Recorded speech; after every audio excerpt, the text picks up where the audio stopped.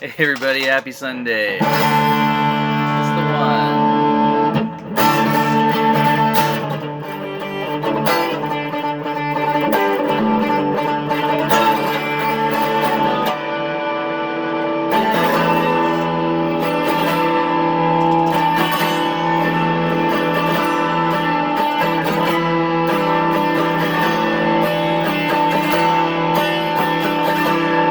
Here we go.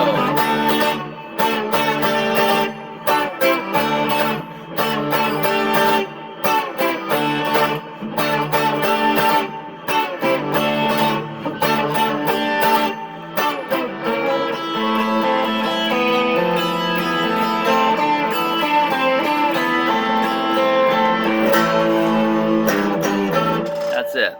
I'm not doing it again. Good morning. How's it going? Yes. Happy birthday, James Patrick Page. God, I hope I got that right.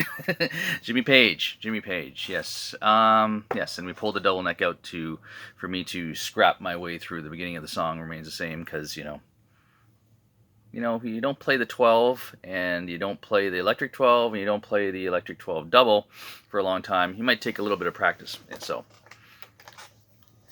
guitar gods, please forgive me. Anyhow, yeah, Jimmy Page. What else can be said about Jimmy Page other than he's the iconic guitar player?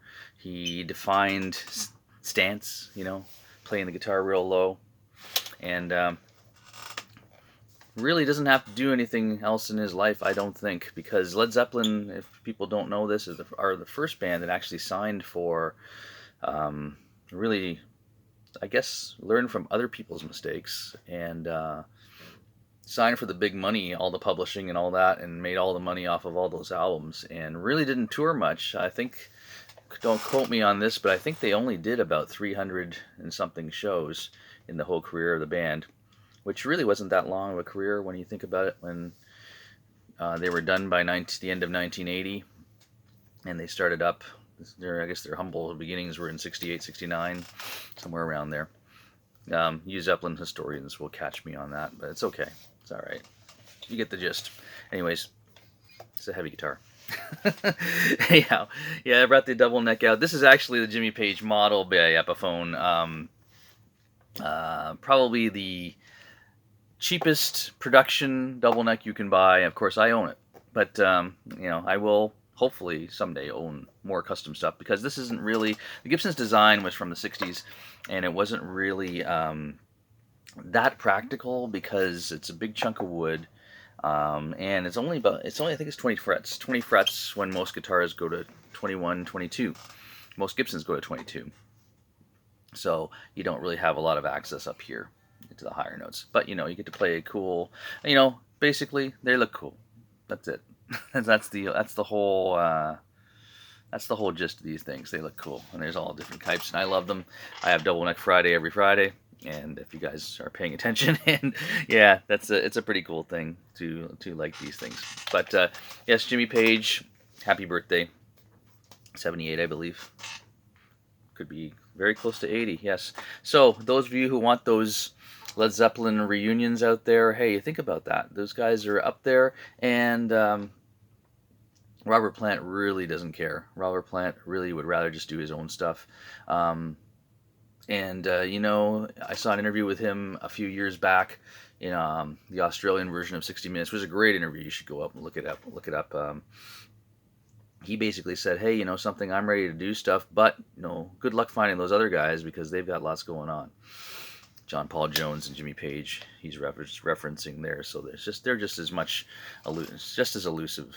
But leave it alone. Just like the Rush fans, leave it alone. They're not coming back. A key member of the band passes away. I think you're not doing it anymore. Like all the people that think Van Halen is going to do it with Wolfgang. Come on, guys, really? Van Halen is Eddie. I don't care what anyone says. There's 4 real nice pieces of that band, and Sammy was a big part of that band. Just watch the Dave show. That's really, I think the last show is circulating from the Hollywood Bowl, and you'll notice guitars, even though they're playing all the classic songs and Dave's singing and Eddie's playing amazingly, you do miss those Sammy songs, because I think they're really great songs and it's all Ed. Anyhow, another news this week, one of the biggest guitar stories that I've heard in a long time was Gibson Guitars, the big company, bought Mesa Boogie. They bought out Mesa Boogie, bought the company basically, and I've never seen a bigger uproar on the guitar internet. What do you want to call it? Screaming, complaining, yeah, all that stuff that we hear about, we see on Facebook and in the internet. But yeah, wow, people just panning this sale, and mostly Mesa Boogie fans. I mean, I'm the biggest Mesa Boogie fans. I've had a Mesa Boogie fan. I've had Boogie amps. My first time I bought a Boogie product was, I think, 1990. Sometime in the 90s, I bought my big cabinet, and then eventually got ahead, and just love the versatility, love the sound, love the tone. Basically, a hot rodded Fender that Randall Smith made in his shop, and Carlos Santana walked in, plugged into the amp, and said, "Hey man, this amp really boogies," and there's the name. Carlos named the amps. He still uses the amps to this day, and really just a huge uproar, and I think it's a good thing. I think it's great that Gibson has turned it around, and a lot of people don't realize that Gibson has turned it around, and really a lot of the people that are complaining about this say, "Oh, anything Gibson touches is awful." But I'll tell you one thing. Yeah, the old CEO from a few years back bankrupted the company, and he was really looking into more of a lifestyle thing that other non-musical companies do, and they kind of branch out to try and make as much money as they can, branching out to the general public. And really, guitars and music stuff should stay with the musicians in the artist community, because we know the best about it. And really, does anyone really care, other than music fans, about guitars and stuff? Probably not. So Gibson's gone back. They got a new CEO who's Canadian. He's from Halifax, and he's turned the company around. If you look at the products now in the stores, and especially the Epiphone line, the Epiphone line is incredible now. And there's a couple secrets out there. I'll give it up. There's a secret about the Gibson guitars, the Les Paul, and the SGs, and this model, and a few others. There's a design flaw on how they place the frets on Gibson guitars from the 60s, from the beginning up. There's a little bit of an intonation design flaw that they haven't changed, and they've never fixed it on Gibson guitars. Mostly because it's some people feel that that's the little magic of the guitar, is that, and they've fixed it on all other brands. So if you buy an Epiphone Les Paul, I know there's a big uproar about Gibson versus Epiphone, because Epiphone's prices are climbing up into Gibson land for the higher end Epiphone guitars. You're better off if you're a live player playing an Epiphone, because the intonation's dead on, and the Gibson has got that little quirk. So you have to have a really amazing repairman, setup guy, to catch that and fix it on those guitars. So that's why you pick up a Les Paul and it's not quite helping yourself out with the tuning. Like this guitar here, it's just because I don't play it a lot. I pull it out of the case, and that's why the tuning's not dead on. But the headstock's the Gibson. Anybody who knows Gibson guitars knows that. Anyhow, that's enough. But anyways, Mesa Boogie being bought by Gibson. Randall Smith is staying on, the owner and basically founder of the company. All the research and development goes through him. He's staying with the company, and their production's staying the same. All that's going to be good about this is there's a little bit more money for higher production, and you'll see Mesa Boogie amps in more stores now that carry Gibson, which is great, because usually you can't find real nice selection of Mesa Boogies out there. Long McQuaid carries it, but there's a great boutique shop in Mississauga, Ontario, called the Guitar Shop on Lakeshore. A friend of mine, a good guy named Brent, used to own it. He sold it off, but now it's all boutique stuff, Friedman stuff, and boogie and high end guitars. Small business. We're a small business, and support those guys.